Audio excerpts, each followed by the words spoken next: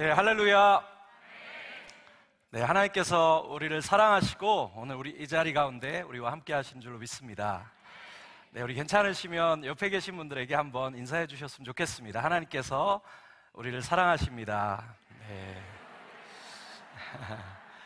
네, 한 번 더 격려해 주시겠습니까? 하나님께서 우리와 함께 하십니다.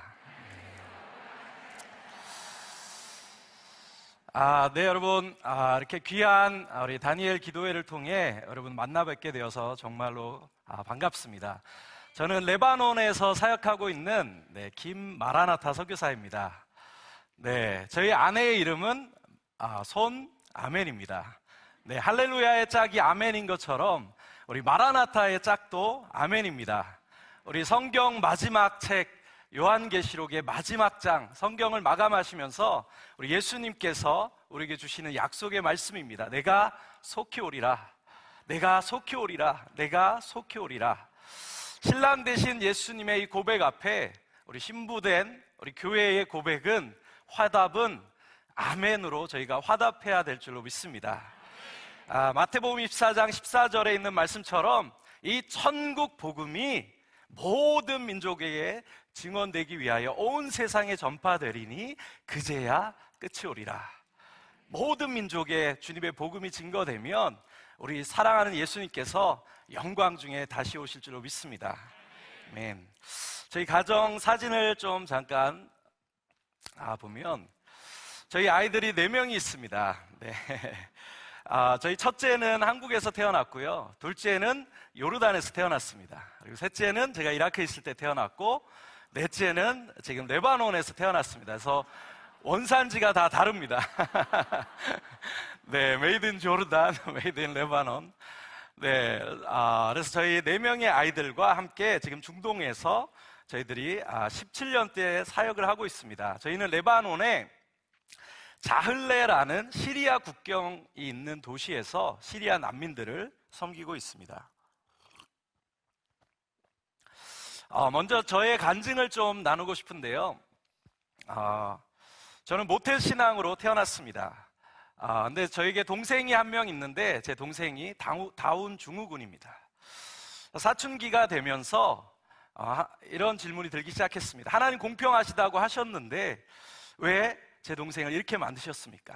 하나님 공평하시지 않는 것 같습니다. 하나님 혹시 살아계신다 하실지라도 제가 이렇게 공평하지 않은 하나님 저는 믿을 수 없을 것 같습니다. 그리고 신앙을 떠났습니다. 세상에서 다른 진리를 내가 찾을 것이다. 다른 진리를 찾기 위해 몸부림쳤습니다. 대학생이 되어서까지 세상의 다른 진리를 찾기 위해 몸부림치고 또 몸부림쳤지만 세상 어디에도 다른 진리는 없었습니다. 그럴수록 제 마음은 더 공허해지고 그 공허해지는 마음을 채울 길이 없어서 제가 매일같이 술을 대학생 때 마셨던 것 같습니다. 잠깐 술이 취하면 마치 그 공허함이 사라지는 것 같은 착각에 빠집니다. 마치 신비로와 같이. 근데 다음 날 아침에 정신이 돌아오면 그 공허함이 더 커지고 더 커지는 그 공허함 앞에 정말 어쩔 줄 몰라 몸부림치는 삶을 살았습니다. 그래서 인생 벼랑 끝에 있을 때 어느 날 또 친구와 술을 먹고 있었는데 한 친구가 그 친구의 친구가 찾아왔습니다. 근데 이 친구는 술을 마시지 않았어요. 그래서 제가 또 막 핍박했습니다. 예의가 아니다. 왜 술을 마시지 않냐? 그랬더니 그 친구가 저에게 하는 고백이 나는 예수님을 믿는다. 나는 예수님 때문에 너무 행복해서 나는 술 안 먹어도 내 인생이 너무 행복하다. 그 짧은 신앙 고백을 듣는 순간 세상 어디에서도 해결되어지지 않았던 이 공허한 마음 가운데 무언가 따뜻함으로 채워지는 것을 제가 느꼈습니다. 그리고 눈에 보이는 건 아니었는데 와, 이건 빛이다라는 확신이 제 마음에 들었습니다. 내 인생에서 이 빛을 잡지 못하면 내 인생은 더 이상 소망이 없다. 이 빛을 잡아야겠다 결단하고 그 주 일요일부터 그 친구를 따라 교회를 가기 시작했습니다. 그리고 교회에 가서 매일 기도했습니다. 주님, 정말 주님 살아계시면 저 좀 만나 주십시오. 기도를 어떻게 할지 몰랐지만 매일 제일 먼저 와서 제일 앞자리에 와서 제일 큰 소리로 기도했습니다. 주여, 주여, 주여. 주님 정말 살아계시면 저 좀 만나 주십시오. 주님 만나지 않으면 정말 제 인생 소망 없습니다. 그렇게 몸부림치며 기도할 때 이렇게 큰 아마 기도 모임 가운데 정말 예수님께서 저를 찾아오셨습니다. 그리고 그 예수님 앞에 제가 예수님께서 저를 찾아오시면 저는 예수님이 저를 엄청 혼내실 거라는 생각을 했어요. 제가 동생의 문제로 하나님을 원망하고 또 교회를 비판하고, 근데 저를 찾아오셨던 예수님은 너무나 그 따뜻한 사랑으로 저를 안아주시면서 너가 어떻게 내 몸된 교회를 그렇게 핍박할 수 있냐, 내가 너를 정말 오랫동안 기다렸다. 너무나 따뜻함으로 저를 안아주시는 그 주님의 사랑 앞에 정말 제가 감당이 되지 못해서 차라리 혼내주셨으면 제 마음이 편할 텐데, 너무나 따뜻하게 저를 받아주시는 그 주님 앞에 정말 감당할 수 없어서 제가 한 3시간, 4시간을 뒹굴며 울었던 것 같습니다. 그리고 그때 주님께서 저의 동생에 대한 부분도 말씀해 주셨습니다. 너가 너의 동생을 사랑하는 것보다 내가 너의 동생을 더 사랑한다. 내가 너를 위해 십자가에 죽었듯이 너의 동생을 위해서도 내가 십자가에 죽었고, 내가 너의 동생에게도 영원한 생명을 줄 것이다 라는 마음을 주셨습니다. 하나님께서는 제 동생을 당장 치유하실 수도 있습니다. 그러나 그것보다 더 중요한 것은요, 주님이 이 땅에 오셔서 그 몸으로 십자가에 죽으시고 우리의 죄를 대신하시고 우리에게 영원한 생명을 누구든지 모든 믿는 그리스도인들에게 약속해 주셨습니다. 제가 어쩌면 이 땅에서 30년, 40년 회복된 제 동생과 살 수 없을 수도 있을 것입니다. 그러나 그것보다 더 중요한 것은요, 예수 그리스도의 복음 안에서 이제 영원히 주님이 다시 오시는 그 하나님의 나라가 임할 때 저는 회복된 제 동생과 영원히 하나님 나라에서 영원한 삶을 살게 된다는 이 예수 그리스도 하나님 나라의 복음이었습니다. 하나님의 공의에 대해서 고민하다가 신앙을 떠났던 제게 주님은 십자가에서 그 공의와 사랑을 완성하신 예수 그리스도를 통해 제 인생이 다시 변화되어지고 주님을 만나게 되었습니다. 그래서 예수님을 만나고 나서 너무나 행복했습니다. 날마다 막 춤을 추며 다녔습니다. 이 기쁨을 감당할 수 없어서 너무 기뻐서 막 춤을 추고 막 소리 지르며 예수님을 찬양하고 다녔습니다. 근데 시간이 지나고 어느 순간 또 다른 공허함이 제 마음 가운데 찾아오는 것을 느꼈습니다. 내가 예수님 만나서 너무 좋은데 이 공허함은 또 무엇이지? 예수님 만나서 내가 예수님을 위해서 막 달려가고 싶은데 주님, 제가 무엇을 위해 이제 남은 삶을 어떻게 살아야 될지를 주님 알지 못하겠습니다. 그 남은 인생을 향한 비전이 없으니까요, 제 신앙이 또 세상과 하나님 사이에서 왔다 갔다 하고 또 다른 공허함이 제 마음에 찾아오는 것을 느꼈습니다. 그래서 제 인생을 놓고 기도했습니다. 주님, 제가 주님 정말 사랑합니다. 정말 주님을 위해 이제 남은 인생 제가 드리고 달려가고 싶은데 주님 무엇을 위해 달려갈지 모르겠습니다. 제 인생을 향한 주님 비전 주십시오. 꿈을 알려주십시오. 하나님 앞에 멈추어 서서 제 인생의 비전을 놓고 기도하기 시작했습니다. 우리 인생 가운데 우리가 해야 할 가장 중요한 2가지가 있다면, 첫 번째, 우리의 영원한 구원자 되신 예수 그리스도를 인격적으로 깊이 만나는 것입니다. 또 2번째가 있다면, 그러면 이제 구원받은 그리스도의 거룩한 성도로서, 교회로서 이 땅에 남겨두신 주님의 부르심, 그 비전을 분명히 발견하고 주님의 부르심과 비전 가운데 한 번뿐인 우리 인생, 부족하지만 정말 주와 복음을 위해 후회 없이 드리며 살아가는 그 비전을 찾는 것이 우리 인생 가운데 또한 아주 중요한 부분이라고 믿습니다. 그래서 제 인생의 비전을 놓고 정말 하나님 앞에 멈추어 서서 기도하기 시작했습니다. 여러분, 조금 늦게 가도 괜찮습니다. 아마 이곳에 청년분들도 많이 계시는 것 같습니다. 어디로 갈지 모르는데 세상이 막 정신없이 가니까 우리도 세상을 따라 세상에 뒤처질까봐, 실패할까봐 막연한 두려움을 따라서 그냥 세상 사람들을 쫓아서 정신없이 가다 보면, 만약에 그 길이 정말 잘못된 길이면 어떻게 하시겠습니까? 조금 늦어도 괜찮습니다. 하나님 앞에 저희가 오늘 이렇게 드리는 이 21일간의 다니엘 기도회를 통해서 정말 우리의 인생의 모든 염려와 모든 것들 잠시 내려놓고 하나님 앞에 함께 엎드려 무릎 꿇고 기도하며, 주님, 제 인생, 우리 교회를 향한, 주님, 한국교회를 향한, 이 시대의 한국교회와 열방을 향한 주님의 뜻, 주님의 비전, 주님, 저희에게 말씀하여 주십시오. 그 주님의 비전과 부르심 따라 저희가, 주님, 저희의 인생 기쁨으로 드리며 주를 섬기겠습니다.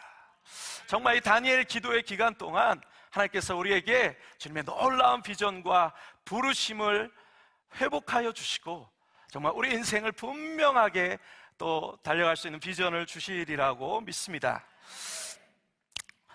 제가 목사님께 여쭈었습니다. 목사님, 제가 하나님 정말 사랑하는데, 예수님 정말 사랑하는데, 예수님, 하나님께서 가장 기뻐하는 것이 무엇입니까? 여쭈었더니 목사님께서 선교를 제일 기뻐하신다라고 말씀하셨어요.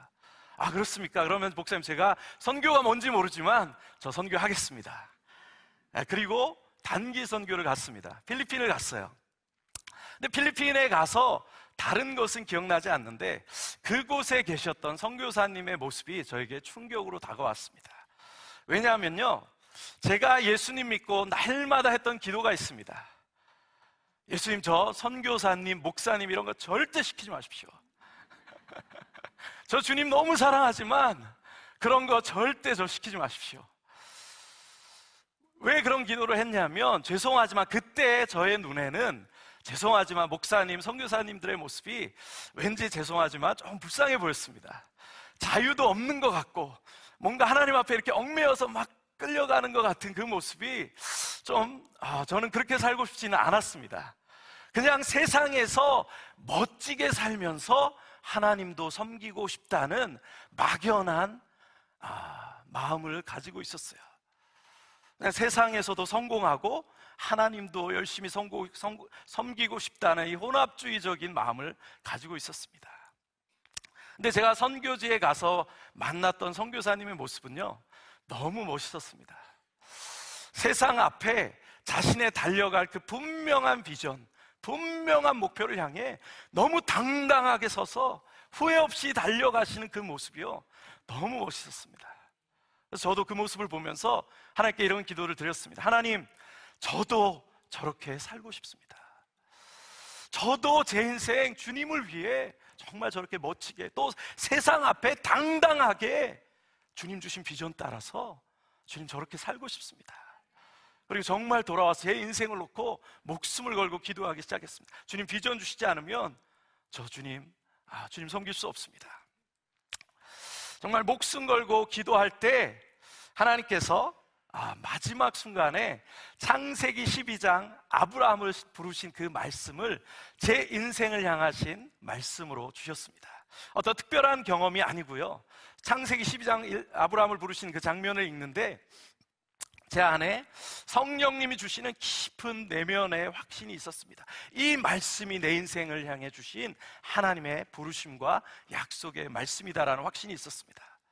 그래서 그 말씀을 붙잡고 너무 기뻐서 돌아와서 목사님께 말씀드렸어요. 목사님, 저도 드디어 제 인생을 향한 비전을 발견했습니다.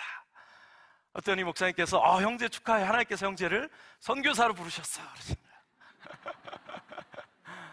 거예요. 정말 두려웠습니다. 나 같은 사람이 선교사를, 내가 나를 아는데 하나님, 제가 어떻게 선교를 합니까? 너무나 두려웠지만 또 동시에 정말 감당할 수 없는 기쁨이 있었어요. 나도 이제 내 인생을, 남은 인생을 정말 분명하게 달려갈 주님의 부르심과 비전이 있다.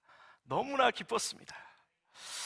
그래서 두려워하고 있을 그때에 하나님께서 시편 46편 10절 말씀 저희 같이 읽겠습니다. 너희는 가만히 있어 내가 하나님 됨을 알지어다. 내가 문나라 중에서 높임을 받으리라. 이 말씀을 통해서 주님께서 저를 격려해 주셨고 위로해 주셨고 저의 두려움을 제하여 주셨습니다. 맞습니다, 주님. 제가 하는 것이 아닙니다. 너희는 가만히 있어 내가 하나님 됨을 알지어다. 내가 문나라 가운데 높임을 받으리라. 맞습니다, 주님. 제 사역이 주님이 이 선교의 주인이십니다. 주님, 제가 부족하지만 믿음으로 순종하겠습니다. 기쁨으로 선교사로 헌신하게 되었습니다. 지금도 이슬람권에서 제가 17년째 사역하고 있지만 정말 무슬림들에게 열심히 복음을 전하고 많은 사역들을 하지만 때로는 아무런 열매가 보이지 않을 때가 있습니다. 그럴 때마다 저를 일으키고 또 일으키는 것은 어떤 특별한 경험이나 환상이나 어떤 다른 것이 아니라 저를 부르셨던 창세기 12장 그 하나님의 약속의 말씀이 넘어질 때마다 저를 또 일으키시고 또 일으키시고 그래서 믿음으로 또 일어나 결국 그 말씀 붙잡고 주님의 길을 가게 하는 줄로 믿습니다. 그래서 낙심되고 열매가 없을 때는 옥상에 올라갑니다. 그리고 이 말씀을 펴서 선포합니다. 그리고 밤하늘의 별을 바라봅니다. 주님, 맞습니다. 이 이슬람권의 이 무슬림들 가운데 저 밤하늘의 별과 같이 수많은 무슬림들이 주님 앞에 돌아오게 될 것입니다. 이건 주님의 약속의 말씀입니다. 주님은 말씀하시고 그 말씀을 성취하시는 말씀의 하나님이십니다. 주님의 말씀은 반드시 이루어집니다. 그래서 우리 인생 가운데 다른 어떤 것보다 정말 우리 인생을 향한, 우리 자녀의 인생을 향한, 우리 교회를 향한 하나님의 약속의 말씀을 구하고 그 약속의 말씀 붙잡고 어렵고 고난이 있고 힘들지만 끝까지 말씀 붙잡고 승리하는 저와 여러분들이 되었으면 좋겠습니다. 제가 그래서 이제 대학생 때 휴학을 하고 우즈베키스탄으로 사역을 갔습니다. 거기서 사역을 하고 우리 아시죠? 중앙아시아 우즈베키스탄, 키르기스탄, 타자크스탄, 스탄 이런 스탄 나라로 가기 위해서 또 러시아어를 함께 전공을 했습니다. 그래서 그쪽으로 가려고 준비를 하고 있었는데 2003년에 이라크 전쟁이 났습니다. 저희 아는 분이 이라크를 같이 사역하러 가자라고 저를 불렀습니다. 그래서 제가 저는 중앙아시아로 갈 겁니다. 제가 왜 이라크를 가야 됩니까? 라고 하나님께 기도했을 때 하나님께서 전도서 7장의 말씀을 저에게 주셨습니다. 네, 우리 같이 한번 읽도록 하겠습니다. 전도서 7장 말씀입니다. 지혜자의 마음은 초상집에 있으되 우매한 자의 마음은 혼인집에 있느니라. 아멘.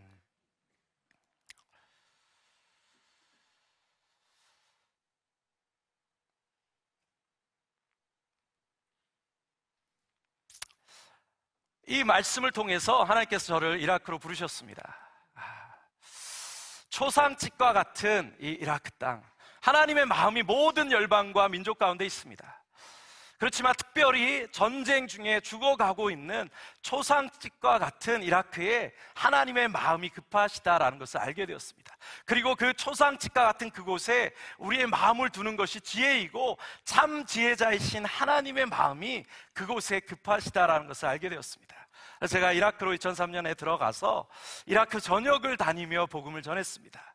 정말 그때 2003년 8월 전쟁 이후에 정말 수많은 이라크 사람들이 예수 그리스도의 복음에 반응하고 주님께 돌아오는 사건들을 경험하면서 정말 주님 그렇습니다. 주님의 마음이 이라크 땅에 있습니다. 주님 그렇다면 제가 순종함으로 이라크로 가겠습니다 라고 고백하며 이라크로 순종하며 나가게 되었습니다.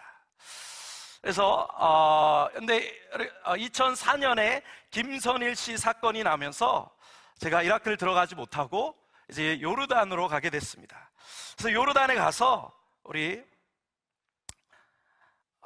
그 당시 요르단에 100만의 100만의 이라크 난민들이 요르단에 들어와 있었습니다. 그래서 저희가 거기에서 이라크 난민들을 섬겼고요. 그 다음에 요르단에는 또 수많은 팔레스타인 난민들이 있습니다. 그래서 저희들이 팔레스타인 난민들을 난민촌에 살면서 함께 섬겼고, 그리고 2014년 이라크에 또 1년 제가 들어갔었고, 하나님께서 레바논에 있는 150만의 시리아 난민들을 향한 마음을 주셔서 제가 또 지금 레바논에서 한 10년째 시리아 난민들을 저희가 섬기고 있습니다. 우리 좀 레바논 우리 사진을 좀 보여주시면 좋겠습니다.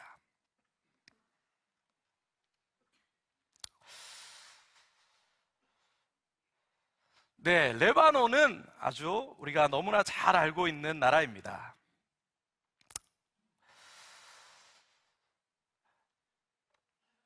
우리 성경의 배경이 되는 땅이고요.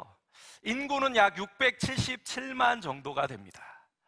경기도 정도 되는 작은 나라입니다. 근데 그 나라에 지금 시리아 난민들이 150만이 들어와 있습니다. 그래서 밑에 보시면 남쪽으로는 이스라엘이 있고요, 오른쪽으로는 시리아가 있습니다. 그리고 왼쪽으로 지중해 북쪽으로도 시리아가 있습니다. 저희가 사역하고 있는 지역은 이 베이루트에서 동쪽에 있는 저 빨간 점으로 표시된 자흘레라는 지역입니다. 시리아 국경이 있는 지역입니다. 저희 동네에서 시리아 다마스커스까지는요 1시간도 걸리지 않습니다. 여러분, 우리가 이 중동 레바논과 시리아는 먼 나라가 아닙니다. 성경의 배경이 되었고 예수님께서 친히 거니셨던 땅이고, 또 레바논 전체는 하나님이 이스라엘 백성에게 약속하신 가나안 땅의 일부입니다. 사도 바울이 예수님을 만났던 곳이 바로 다메섹 도상입니다. 지금도 시리아 다마스커스에 가면요 집과 거리가 있고 아나니아의 집이 있고, 사도 바울이 복음을 전하다가 창문의 광주를 타고 도망갔던 창문교회가 있습니다. 또 최초로 이방인을 향해 바나바와 바울을 선교사로 파송해 주었던 안디옥 교회가 사실은 시리아 교회입니다.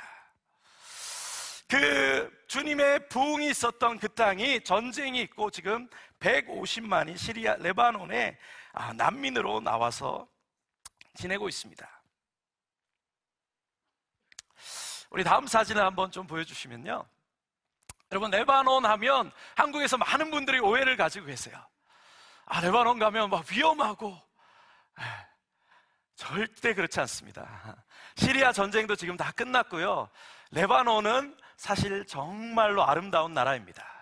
하나님의 약속이 있었던 가나안 땅, 축복의 땅이고요. 지금 저 사진을 보시면 레바논 별명이 있습니다. 중동의 스위스입니다. 네. 3,000m 되는 산들이 너무나 많습니다. 저희 집 앞에서 아침에 눈을 뜨면 바로 눈앞에 헐몬산이 있습니다. 6월, 7월까지 헐몬산 위에 눈이 있습니다.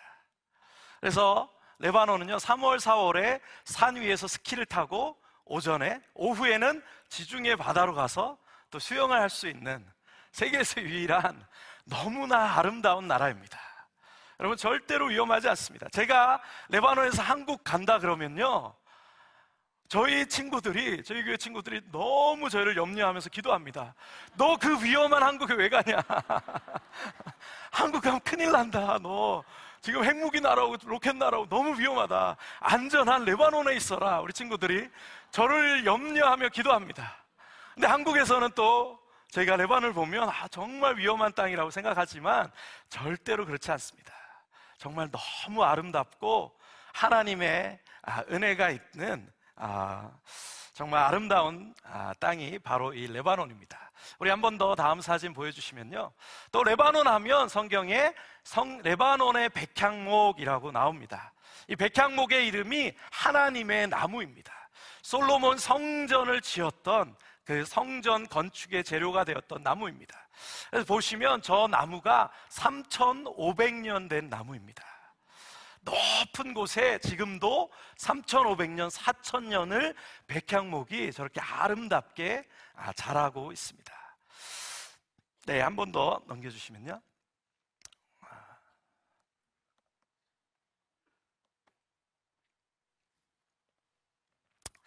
네, 그리고 시리아는 2,200만의 인구가 있습니다. 그 중에 보시면 약 1200만 명의 난민, 시리아 국내에 있는 국내 난민, 시리아 해외로 떠난 해외 난민 포함해서 인구의 약 절반 가까운 사람들이 난민이 된 인류 역사에 유례없는 일들이 일어나고 있습니다. 저기에 보시는 저 많은 나라들 가운데 시리아 난민들이 지금 다 흩어져 살고 있습니다. 네, 한 번 더 넘겨주시면요. 시리아에 지금 레바논에 150만의 난민이 있는데 그 중에 49%, 약 75만의 아이들이 학교를 가야 되는 학생들입니다. 근데 그 중에 90% 이상의 아이들이 학교를 가지 못합니다. 시리아의 잃어버린 세대라고 말합니다. 한 세대가 문맹으로 사라지는 겁니다. 그래서 저희가 초반에 갔을 때 막 시리아 난민들이 길거리에, 아이들이 막 길거리에 자는 것을 보면서 하나님, 저 아이들 정말 우리가 주님의 사랑으로 가르쳐야겠습니다. 복음을 전해야겠습니다. 기도하면서 난민 학교를 시작을 했습니다. 지금 현재 한 400명 정도의 아이들을 저희들이 가르치고 있습니다. 네, 우리 다음 사진 한번 넘겨주시면요. 네, 우리 아이들이 너무나 이쁩니다. 얼마나 기뻐하는지 모릅니다. 여러분, 우리가 시리아를 볼 때 우리는 시리아가 불쌍하다라고 이야기합니다. 그렇지만 주님은 시리아 민족 불쌍하지 않다라고 말씀하십니다. 마태복음 5장에 있는 말씀처럼 심령이 가난한 자는 복이 있다 말씀하십니다.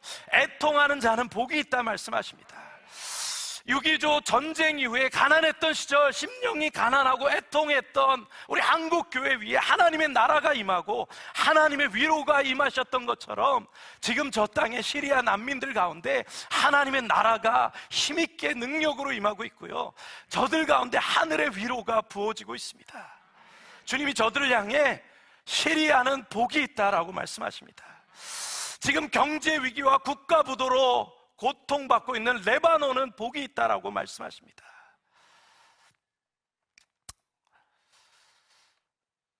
여러분, 우리가 그 땅에서 그들을 섬기는 것이 얼마나 큰 축복인지 모릅니다. 많은 분들이 선교사님을 만나면 이렇게 인사합니다. 선교사님 너무 고생이 많으시죠? 저는 당황스럽습니다. 저를 위해서 위로해 주시는 말씀이지만 주님을 섬기는 길이 너무나 어렵고 힘들고 많은 고난이 있을 때가 있습니다. 그렇지만요, 저는 이 길을 한 번도 고생이라고 생각해 본 적이 없습니다. 저는 선교의 길이, 주님을 섬기는 이 길이 헌신이라고 생각하지 않습니다. 감히 우리를 위해 십자가 위에서 모든 것을 내어주신 그 주님 앞에 저희가 어찌 이거를 헌신이라고 이야기하겠습니까? 어찌 고생이라고 이야기하겠습니까? 죄로 죽을 수밖에 없는 이 인생을 찾아오셔서 구원해 주신 것만도 너무 감사한데, 정말 주님의 마음 속에 있는 그 비전을 나눠주시고 우리로 주님을 함께 주님을 섬길 수 있게 하도록 불러주신 이 부르심이 어찌 헌신이겠습니까? 선교는요, 축복이고 특권입니다. 주님을 섬길 수 있는 것은 축복이고 특권입니다. 때로는 표현할 수 없는 고난과 어려움이 있지만, 그러나 그 가운데 임재하신 하나님의 은혜, 주님의 그 감당할 수 없는 은혜가 부어지면요, 그 고난과 아픔은 순간 아무것도 아닌 것이 되는 것입니다. 저희는 그 위로를 우리 시리아 친구들 가운데 받습니다. 저희 친구들이 저희를 얼마나 사랑해 주는지 모릅니다. 저희를 위해서 울어주고요, 제가 학교를 가면 300명의 아이들이 저를 향해 달려와서 저를 안아줍니다. 제가 한국에서 선교지를 갈 때 아무도 저를 위해서 울어주는 사람이 없었는데, 우리 시리아 친구들이요, 제가 이렇게 한국을 일주일, 2주일 방문하면 저를 위해서 그렇게 울어줍니다. 가지 말라고. 그래서 제가 얘기합니다. 이거 죽으러 가냐? 1주, 2주 갔다 온다. 근데도 저를 위해서 우리 시리아 친구들이 정말 펑펑 울어주면서 제가 돌아오기만 기다립니다. 그 친구들을 통해서 저희가 오히려 더 큰 사랑을 받습니다. 선교는 무언가 주로 가는 것이 아니고요, 더 많은 사랑을 받습니다.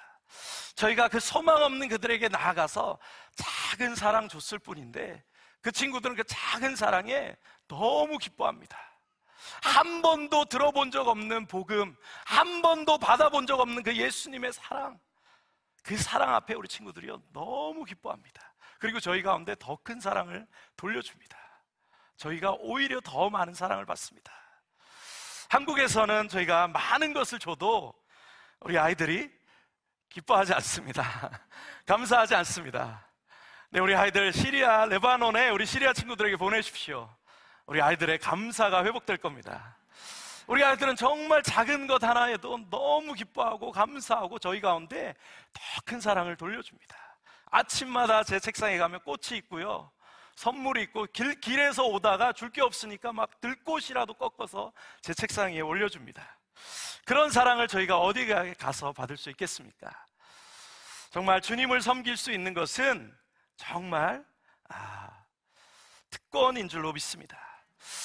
지금 레바논에 여러분 아시는 것처럼 국가 부도 사태입니다. 레바논 베이루트 폭발 사건 이후에 지금 국가가 완전히 부도 사태에 있습니다. 전기가 하루에 절반 가까이 전기가 들어오지 않습니다. 기름이 공급되지 않아서 여러분께서 아마 뉴스에서 많이 보셨을 겁니다.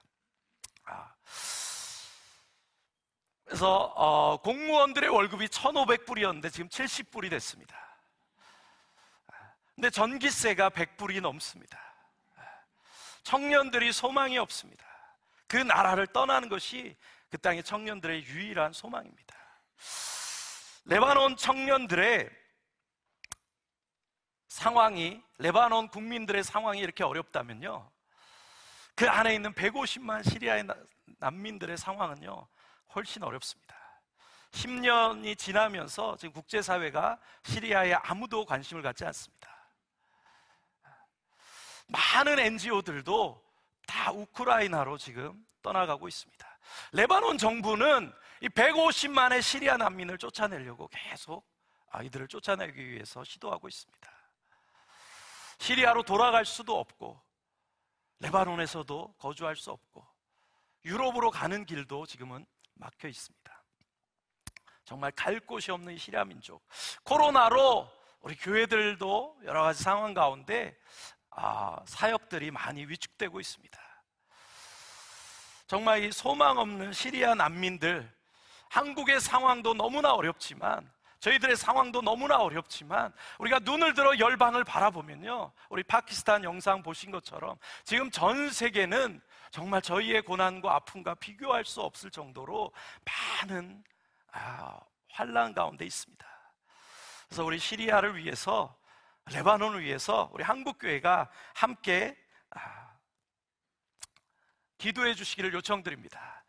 한국교회가 어렵다 말하지만 그렇지 않습니다. 여전히 하나님께서 한국교회를 사용하고 계세요. 한국교회가 지금 세계 선교의 리더 국가로 하나님께서 사용하고 계십니다. 세계 선교의 중심이 서구교회에서 이제 아시아, 한국과 중국교회를 중심으로 한 아시아 교회로 넘어왔습니다. 그 가장 앞에 한국교회가 있습니다. 한국교회 기도가 많이 약해졌다라고 이야기하지만요, 우리가 전 세계 교회를 보면 여전히 한국교회의 기도가 가장 뜨겁습니다. 전 세계 교회, 특별히 선교지에 있는 교회들은요, 지금도 한국교회의 기도 이야기들, 기도원의 그 간증들을 들으면서 그들도 한국교회 기도를 배우기 위해 몸부림치고 있습니다. 여러분, 저희가 선교지에 가면요, 기도가, 세계의 기도가 두 가지 기도가 있습니다. 그냥 기도가 있고요, 그 다음에 한국식 코리안 스타일 프레이어가 있습니다. 주여, 주여, 주여. 저희 교회 시리아 친구들도 아랍어로 야랍, 야랍, 야랍, 주여 삼창하고 한국식으로 기도합니다. 그 고난과 전쟁과 죽음의 아픔을 뚫어낼 수 있는 것, 주님 앞에 나와 정말 그 가슴 속에서 애통하며 부르짖며 기도하지 않으면 그 아픔을 이겨낼 수가 없습니다. 그래서 그들은 오히려 한국교회의 기도를 배우고자 몸부림치며 한국교회를 따라 기도하고 있습니다. 저희 선교사님들을 만나도요, 미국 선교사님들 만나도 기도하기 전에 항상 물어봅니다. 우리 그냥 기도할래? 아니면 한국식으로 기도할래?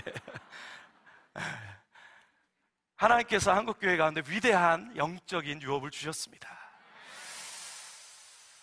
한국교회가 무너지면요, 한국교회 기도가 무너지면 세계 선교도 여러분 어렵습니다. 하나님께서 한국교회 기도를 통해 하나님께서 지금도 세계를 경영하고 계신 줄로 믿습니다. 특별히 지금 선교지에 가면 놀라운 게 한류가 너무나 많습니다. 저희 레바논에도요, 한류가 너무나 많습니다. 청년들이 소망이 없으니까 한류에 목숨을 겁니다. 마치 종교와 같습니다. 저희 교회 친구들이요, 한국어 유튜브로 찬양을 보면서 한국어 찬양을 한국말로 다 외웁니다.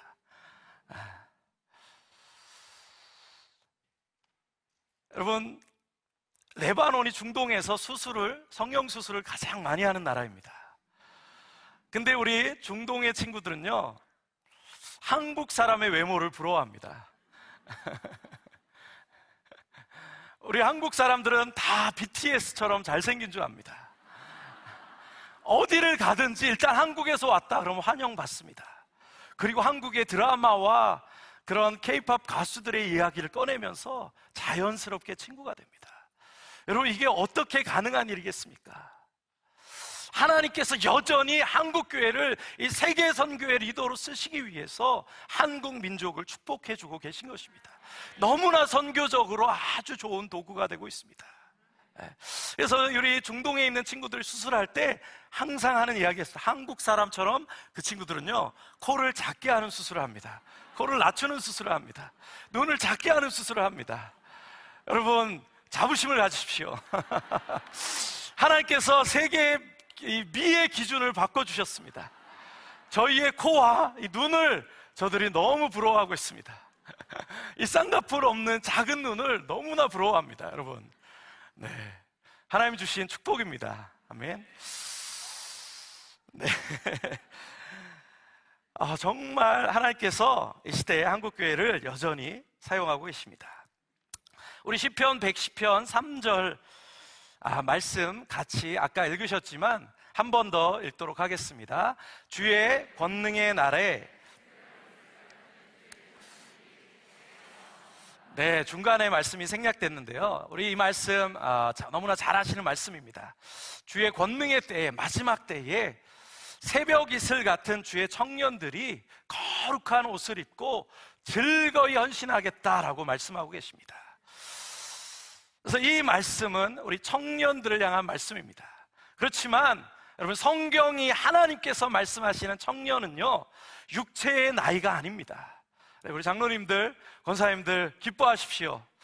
우리가 다 하나님 나라에서 청년인 줄로 믿습니다. 이거는 육체의 나이를 이야기하는 것이 아니고요. 그래서 우리가 이 말씀을 읽을 때 어떻게 해석을 하냐면, 새벽 이슬 같은 청년, 청년들은 새벽 이슬처럼 맑고 깨끗해, 이렇게 일반적으로 해석을 하십니다. 맞습니다. 그러나 여러분, 중동에 가서 보시면요, 저희가 선교지에서 사역할 때 가장 큰 축복은 성경이 쓰여진 곳이 바로 저희가 살고 있는 지역입니다. 그래서 성경 말씀이 따로 공부를 하지 않아도 지금도 성경의 문화, 성경의 배경, 성경의 역사와 전통들을 그대로 가지고 있는 지역입니다. 성경 말씀이 정확하게 해석되어질 때가 너무나 많습니다. 이 중동의 기후를 보면 이 말씀이 어떤 의미인지 정확하게 아실 수 있습니다. 새벽 이슬 같은 청년이라는 이야기는요, 우리 아시는 것처럼 중동에는 1년 내내 비가 오지 않습니다. 그렇죠? 겨울에 잠깐 우기 때 비가 잠깐 옵니다. 그때 이 중동 땅에 레바논을 보시면 푸르른 나무들이 있고 백향목이 3,500년, 4,000년 푸르게 그 생명력을 유지하고 있습니다. 그 이유는요, 1년 내내 비가 오지 않지만 그 일교차가 심한 사막 가운데 새벽에 내리는 그 작은 이슬, 그 잎사귀에 맺히는 작은 이슬을 머금고 그 척박한 광야에서 그 나무들이, 그 풀들이 푸르른 생명을 유지하며 살아가는 것입니다. 그래서 새벽 이슬 같은 청년이라는 말씀은요, 척박함 가운데도 푸르르게 생명을 유지하며 오히려 이 마지막 시대 고난과 환난 가운데 오히려 즐거이 헌신하는 그 영성, 그 야성을 의미하는 것입니다. 시대가 어렵지만, 정말 지금 내가 아무것도 가진 것이 없는 것 같지만, 내 삶에 많은 문제들이 있지만 주님 주시는, 날마다 주시는 주님의 말씀, 날마다 주님을 만나 기도하는 이 기도 예배 가운데 그 작은 주님의 말씀과 은혜 붙잡고 그걸로 오히려 기뻐하고 즐거워하며 오히려 고난 가운데 주님을 바라보고 즐거이 헌신하는 그 야성, 그 믿음의 야성을 가진 그리스도인들은 주님의 청년입니다. 여러분, 우리가 모두 청년입니다. 이 마지막 시대 청년의 야성을 가지고 이 시대 가운데 함께 일어날 수 있기를 소망합니다. 우리 괜찮으시면 옆에 계신 분들에게 한번 격려해 주시겠습니까? 우리가 그리스도의 청년입니다.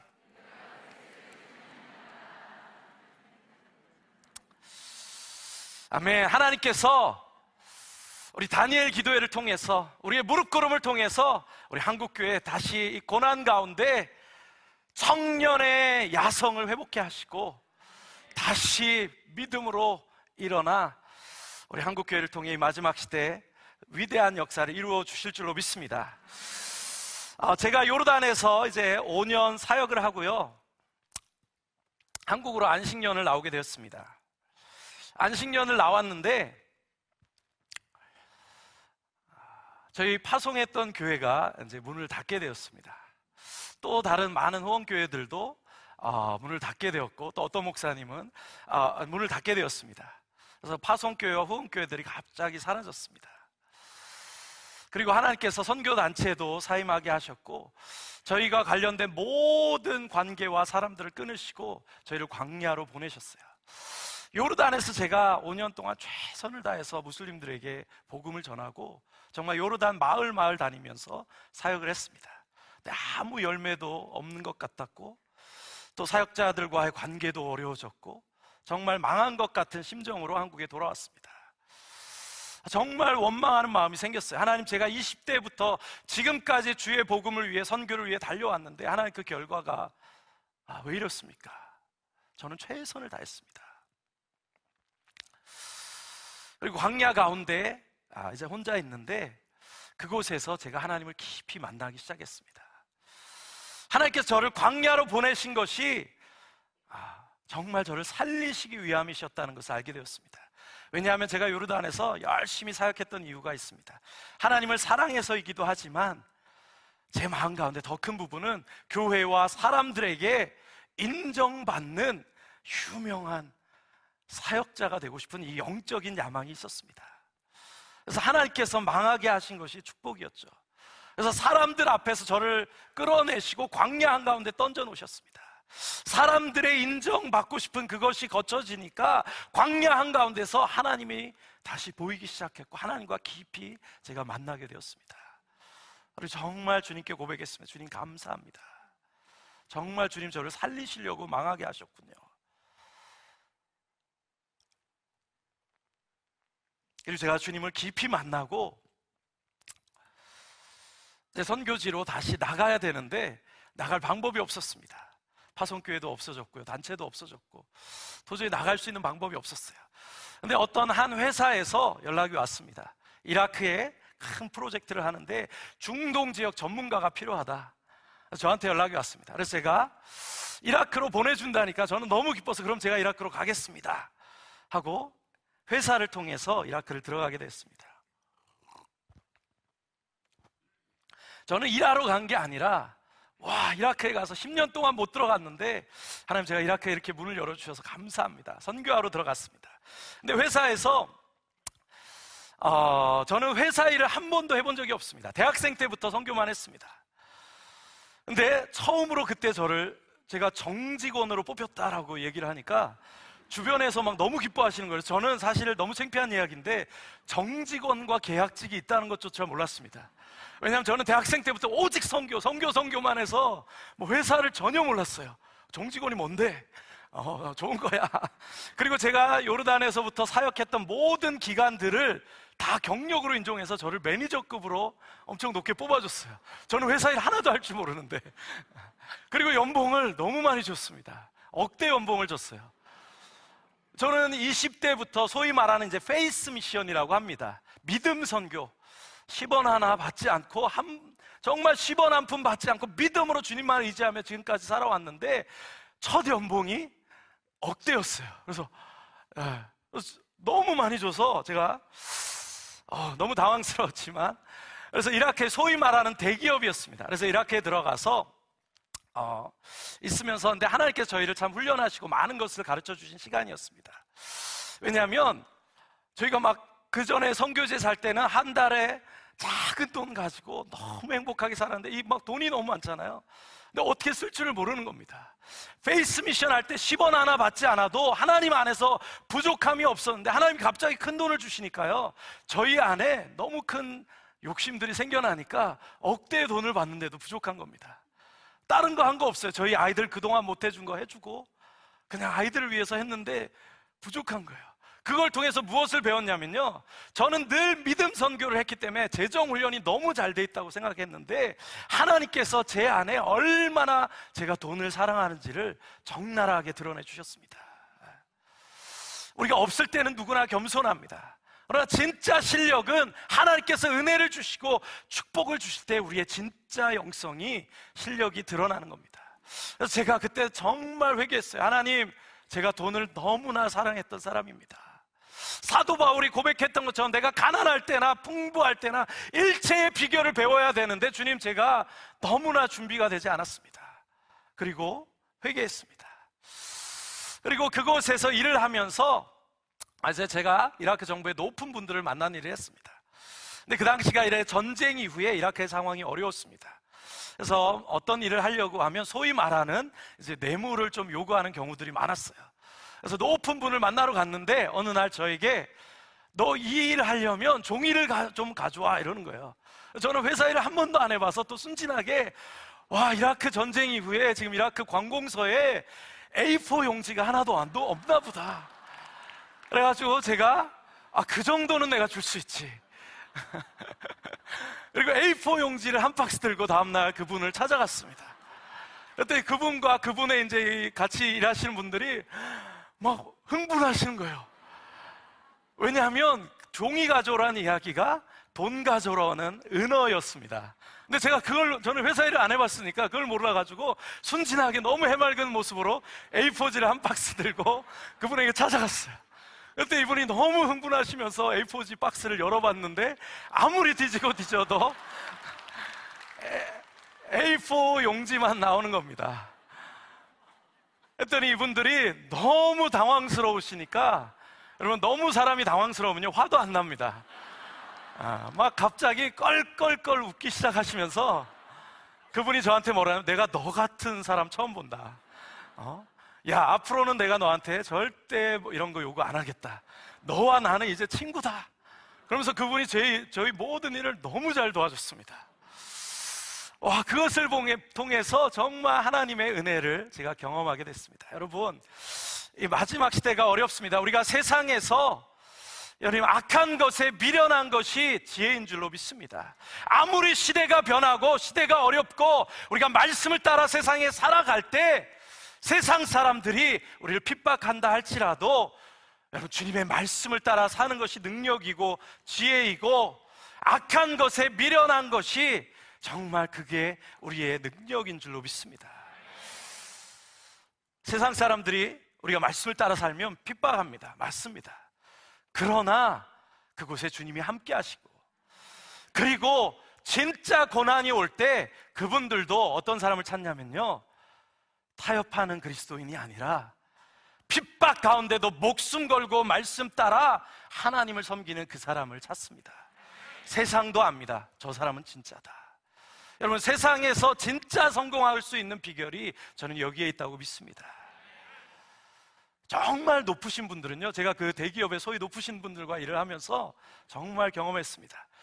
똑똑한 사람, 돈만 주면 얼마든지 데려올 수 있습니다.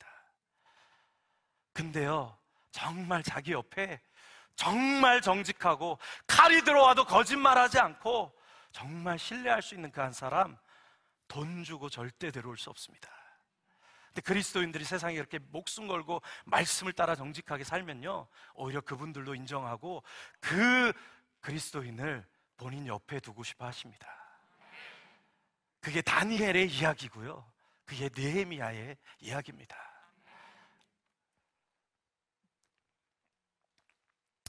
이 마지막 시대에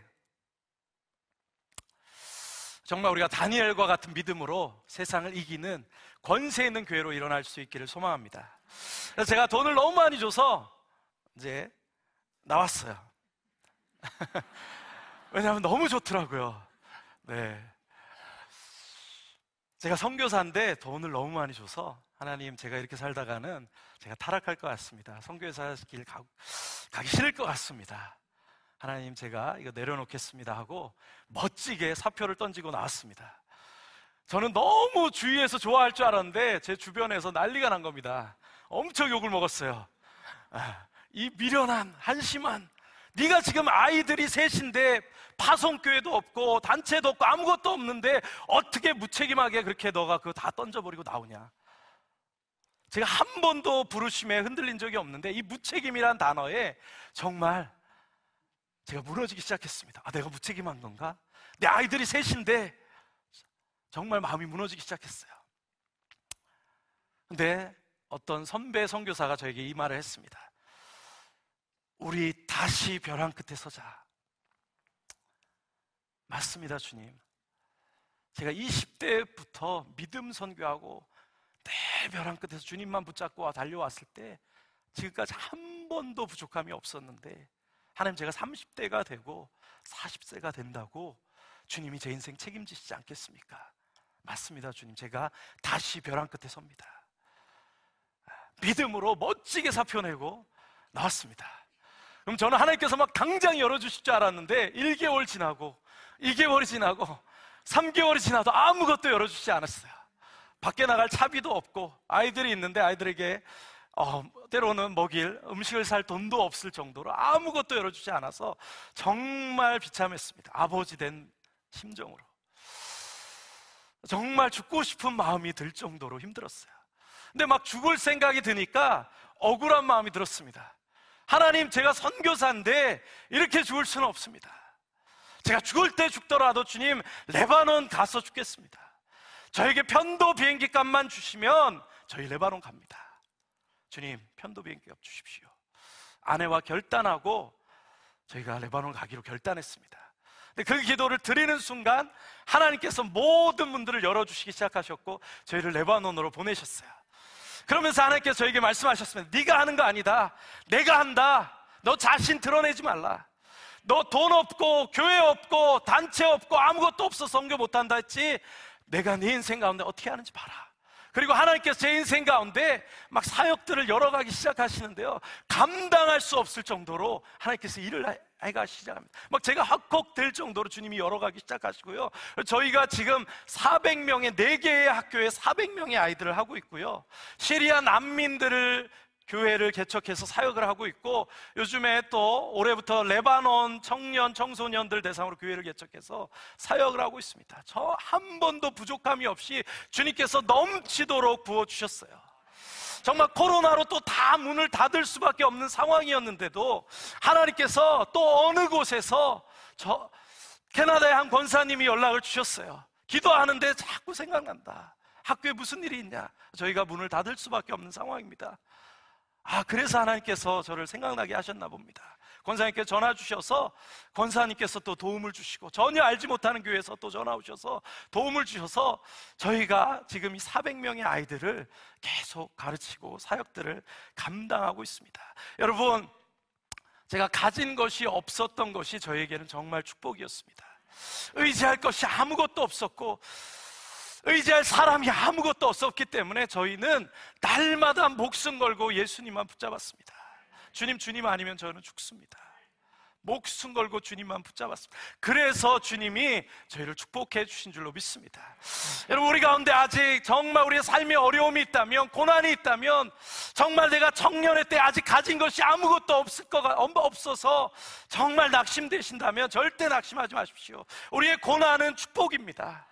우리가 의지할 것이 없기 때문에, 세상적으로 붙잡을 것이 없기 때문에 우리가 예수 그리스도만 붙잡을 수 있는 것입니다. 우리 시리아 청년들, 시리아 난민들이요, 앞을 보아도 뒤를 보아도 시리아로 갈 수도 없고 유럽으로 갈 수도 없고 소망이 없습니다. 그래서 눈을 들어 하늘을 바라보고 천국 복음, 천국 소망 외에는 저들이 붙잡을 수 있는 소망이 없습니다. 그래서 저 친구들이 오히려 이 고난 가운데 예수 그리스도 붙잡고 뜨겁게 기도하며 일어나고 있습니다. 여러분, 중동 땅에 놀라운 부흥이 있습니다. 무슬림들 가운데 놀라운 부흥이 있습니다. 수많은 청년들이 주님 앞에 돌아오고 있습니다. 여러분, 우리 하나님 외에 다른 신이 없습니다. 이 복음은 유대인이나 헬라인이나 무슬림이나 어떤 시대가 아무리 어렵다 할지라도 모든 시대와 환경과 상황을 초월해서 모든 믿는 자를 구원하시는 하나님의 능력이 되는 줄로 믿습니다. 그래서 이 고난의 때에 우리가 붙잡아야 될 것이 있다면 다른 편법이 아니고 다른 어떤 방법론이 아니고 전략이 아니고 오히려 주님 앞에 무릎 꿇어야 할 것이고 오히려 말씀 붙잡고 정직하게 기도하며 우리 한국교회 그 전쟁 이후에 고난을 기도로 뚫고 일어나 주셨던 것처럼 저희가 이 마지막 시대에 일어날 수 있기를 소망합니다. 한국교회가 너무나 어렵습니다. 맞습니다. 그래서 마지막 사진 보여주시면 사진 보고 나누고 마치도록 하겠습니다. 우리 기도하는 장면 보여주십시오. 이게 저는 한국교회 부흥의 비밀이라고 믿습니다. 저희 어머님도 신앙이 없던 가정에 오셔서 기도로 저를 일으켜 주셨습니다. 제가 예수님을 떠나 방황하던 7년 동안 매일 아침 기도를 하시며 금식하시며 저를 위해 기도해 주셨어요. 제가 방황하면서도 어머니의 기도를 보고 제 안에 믿음이 있었습니다. 내가 어머니의 기도 때문에 언젠가는 나는 예수님께 돌아갈 거다. 그 고난 가운데 정말 자신을 들여 헌신하시고 기도하시며 한국교회를 일으켜 주셨던 우리 선배님 세대, 우리 아버님, 어머님 세대, 권사님, 장로님, 정말 이제는 쉬셔야 되시는데 지금 한국교회 상황이 참 너무나 어려운 것을 알고 있습니다. 여러분, 중동은 오히려 부흥이 있습니다.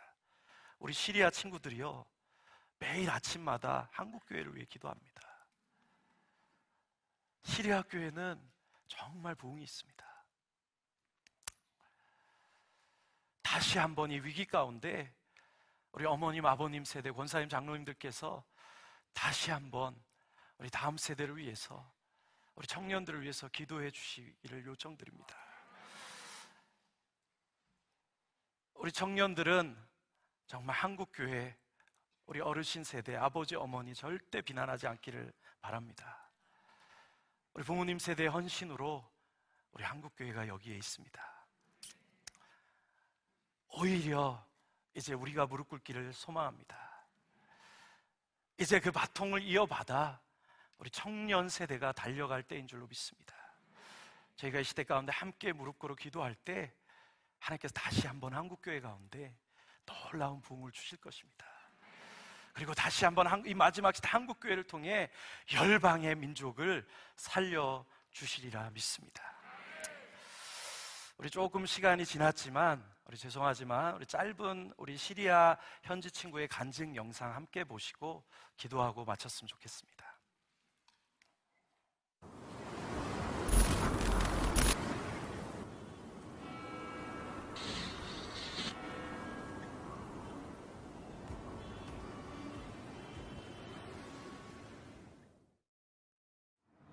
مرحبا، أنا اسمي عمري 20 سنة. أنا لما كنت صغيرة بلش الحرب بسوريا، فهذا الشيء حرمني من طفولتي. مش بس أنا، كل السوريين يعني الأولاد والكبار. لما بلشت الحرب كنا كل الوقت خايفين إنه من الموت. مشان هيك قررنا إنه نترك سوريا ونجي على لبنان، لأنه ما كان في شيء مقدم لنا، كان الوضع كتير صعب. منشان هيك فكرنا إنه نجي على بلد تاني، هذا الشيء كتير منيح بالنسبة لنا. بس لما اجينا على لبنان كمان الظروف كانت صعبة، ما فينا نسكن ببيت، ما فينا نروح على المدرسة لأنه كل شيء غالي هون، فسكننا بخيمة. هذا الشيء كان كتير صعب، إنه ما كنا نروح على المدرسة. بس بعد فترة أنا تقابلت مع الأخوة الكوريين وبلشت، فتحوا هون مدرسة البنات، فهذا الشيء كان كتير منيح للصبايا اللي مثل عمري، لأنه نحن ما فينا الشباب والبنات يدرسوا مع بعض، فهذا الشيء كان كتير صعب بالنسبة لنا. بس لما فتحوا هون كنا كتير مبسوطين. فأنا تقابلت مع الرب يسوع كمخلص إلي. هذا الشيء كان كتير صعب بالنسبة إلي. ليش؟ أنا مسلمة، ما فيني أترك ديني وأتبع الدين التاني، بس أنا بالإيمان لأنه شفت المحبة من خلال الرب يسوع. ليش؟ أبي وأمي كانوا منفصلين عن بعض. أبي كان عنده مرة تانية وعنده بنت تانية من المرة التانية، وهو كان دايما عايش بالشام مع مرته التانية. فهذا الشيء كان كتير صعب إلي. كنت دايما فكر إنه هو بيحب عائلته، مشان الله ما بيحبني، مشان هيك أبي متجوز وعنده بنت تانية. بس لما تقابلت مع الله، الله ملأ قلبي بالمحبة بالفرح. فأنا قررت إنه أتعمد. بس هذا الشيء كان بالنسبة لي بخوف، لأنه أنا لا، إذا حدا بيعرف هذا الشيء كتير بخوف، وكنت متوترة. بس بالحلم أنا شفت الرب في مكان ماي، وحدا لابس لباس أبيض وعم يقول لي تعالي تعالي. فأنا بالإيمان تعمدت.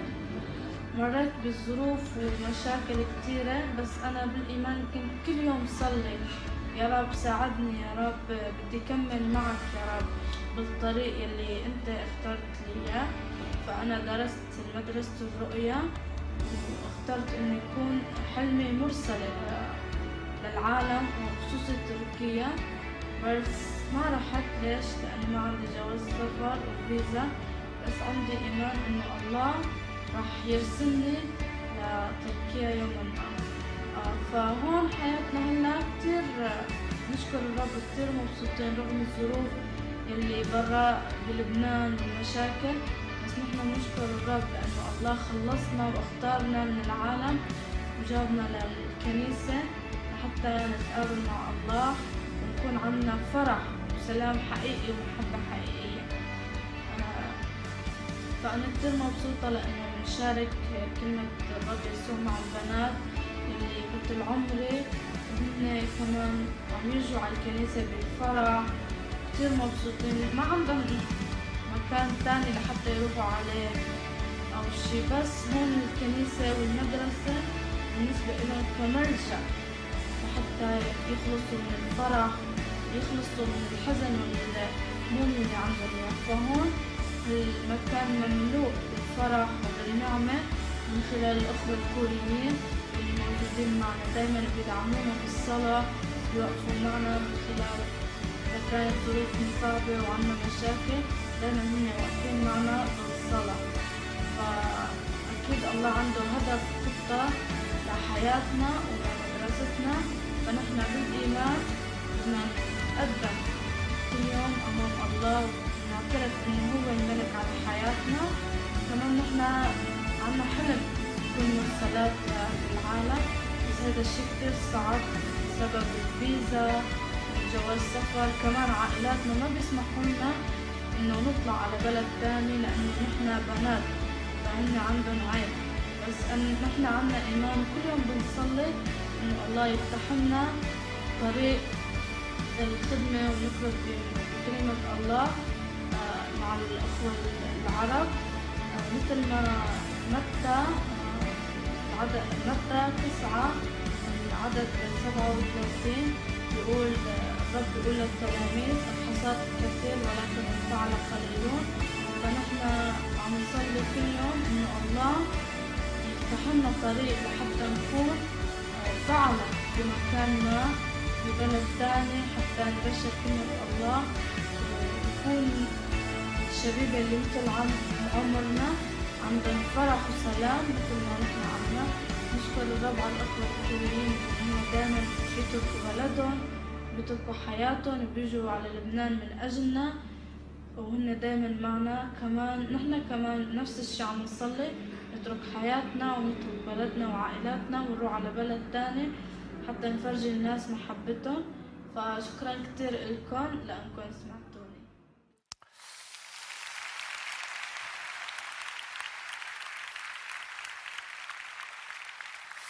네, 우리 이 시간에 같이 기도하고 마쳤으면 좋겠습니다. 우리 괜찮으시면 좀 자리에서 일어나셔서 저희 함께 기도했으면 좋겠습니다. 우리 하나님은 지금도 살아계십니다. 여전히 우리의 상황이 어렵지만 우리의 눈을 들어 열방을 바라보면 지금도 우리 주님은 살아서 여전히 역사하고 계시고 역사를 주관하고 계시는 하나님이심을 고백합니다. 우리 시리아 친구들의 고백과 같이 우리가 이 고난 가운데 주님, 우리 자신을 바라보지 않겠습니다. 우리의 문제에 파묻혀 있지 않겠습니다.